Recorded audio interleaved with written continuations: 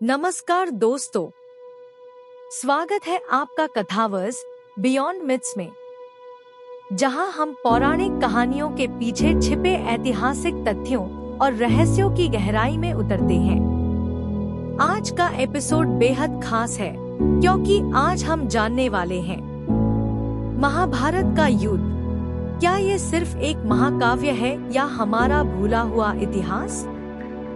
तो चलिए शुरू करते हैं। महाभारत एक विस्तृत परिचय।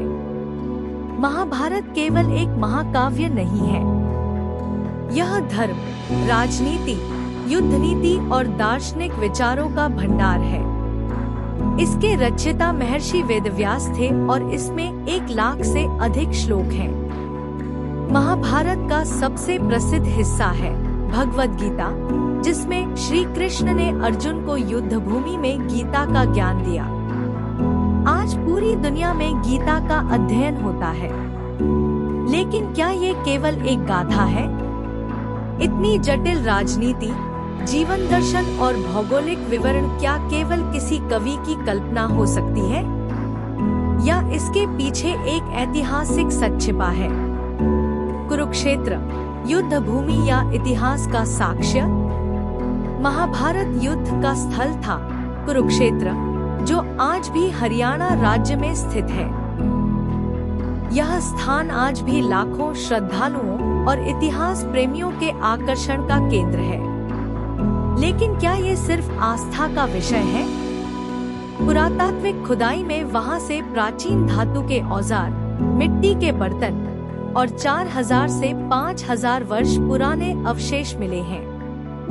नासा द्वारा ली गई सैटेलाइट इमेज में कुरुक्षेत्र क्षेत्र को एक विशाल समतल मैदान के रूप में देखा गया है, जो किसी युद्ध के लिए उपयुक्त स्थल जैसा प्रतीत होता है। स्थानीय कहानियों और परंपराओं में आज भी इस युद्ध भूमि का जिक्र होता है। क्या ये सब सिर्फ एक संयोग है या इतिहास की गवाही? खगोलीय प्रमाण, आकाश की सच्चाई। महाभारत में युद्ध के समय की खगोलीय घटनाओं का विस्तृत वर्णन है, जैसे ग्रहण, नक्षत्रों की स्थिति, धूमकेतु आदि। आधुनिक खगोल सॉफ्टवेयर की सहायता से जब इन घटनाओं का विश्लेषण किया गया, तो निष्कर्ष निकला कि महाभारत युद्ध लगभग 3067 ईसा पूर्व में लड़ा गया था, यानी आज से लगभग 5000 साल पहले। क्या यह महज संयोग हो सकता है? क्या वेदव्यास केवल कवि थे या एक महान खगोलशास्त्री भी थे? दिव्य अस्त्र, प्राचीन तकनीक या मिथक? महाभारत में ब्रह्मास्त्र, इंद्रास्त्र, वरुणास्त्र जैसे अस्त्रों का उल्लेख है। इनके प्रभावों का विवरण है। पर्यावरण को नुकसान पहुंचाना, पृथ्वी को जलाना, भूमि को बंजर बना देना। क्या ये परमाणु बम जैसे हथियार थे? क्या उस युग में कोई ऐसी तकनीक मौजूद थी जिसे हम आज समझ नहीं पा रहे? क्या ये दिव्य अस्त्र वास्तव में ऊर्जा आधारित अस्त्र हो सकते हैं? यह केवल कल्पना मात्र नहीं लगती। भगवान श्री कृष्ण, इतिहास या कल्पना? महाभारत के मुख्य पात्र भगवान श्री कृष्ण, क्या वे सिर्फ एक देवता हैं या एक ऐतिहासिक व्यक्तित्व थे जो समय के साथ ईश्वर के रूप में पूजे जाने लगे? द्वारका नगरी, जो समुद्र के भीतर मिली है, आज भी शोधकर्ताओं को यह सोचने पर मजबूर करती है कि श्री कृष्ण का अस्तित्व एक ऐतिहासिक सत्य हो सकता है। समुद्र के भीतर मिले खंड है, दीवारें और सभ्यताओं के निशान इस ओर संकेत करते हैं। इतिहासकार मानते हैं कि द्वारका एक सुव्यवस्थित बंदरगाह नगर था। तो क्या इस नगर का शासक भी कोई वास्तविक व्यक्ति था? खोए हुए शहरों की सच्चाई। महाभारत में वर्णित कई नगरों के अस्तित्व के प्रमाण मिल चुके हैं। हस्तिनापुर, मेरठ के पास खुदाई में प्राचीन अवशेष और किले मिले हैं। इंद्रप्रस्थ, दिल्ली के के निकट यहाँ भी पुरातात्विक खुदाई में सभ्यता के निशान मिले।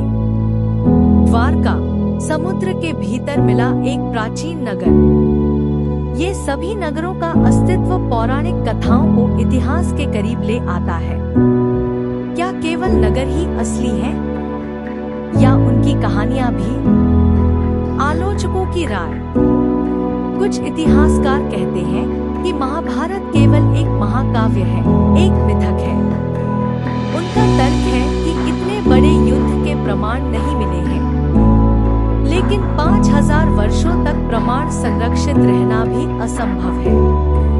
इतिहास के अध्ययन में लोक कथाएं, परंपराएं और सांस्कृतिक प्रमाण भी महत्वपूर्ण होते हैं। क्या इन्हें पूरी तरह नकार देना उचित है? निष्कर्ष: इतने सारे पुरातात्विक, खगोलीय और भूगोलिक प्रमाण मिलने के बाद क्या आप महाभारत को केवल कहानी मान सकते हैं? शायद महाभारत एक गाथा के रूप में पेश किया गया इतिहास है। समय के साथ उसके पात्र ईश्वर के रूप में पूजे जाने लगे, लेकिन मूल में वह एक ऐतिहासिक घटना हो सकती है। महाभारत भारत का भूला हुआ इतिहास भी हो सकता है। अंत में एक निवेदन। तो दोस्तों, आप क्या मानते हैं? क्या महाभारत एक महाकाव्य है या हमारी ऐतिहासिक विरासत? अपनी राय कमेंट में जरूर बताइए। अगर आपको ये वीडियो पसंद आया हो तो कथावर्स बियॉन्ड मिथ्स को सब्सक्राइब करें, शेयर करें। अगले एपिसोड में हम बात करेंगे द्वारका नगरी, डूबी हुई सभ्यता या खोया इतिहास। धन्यवाद।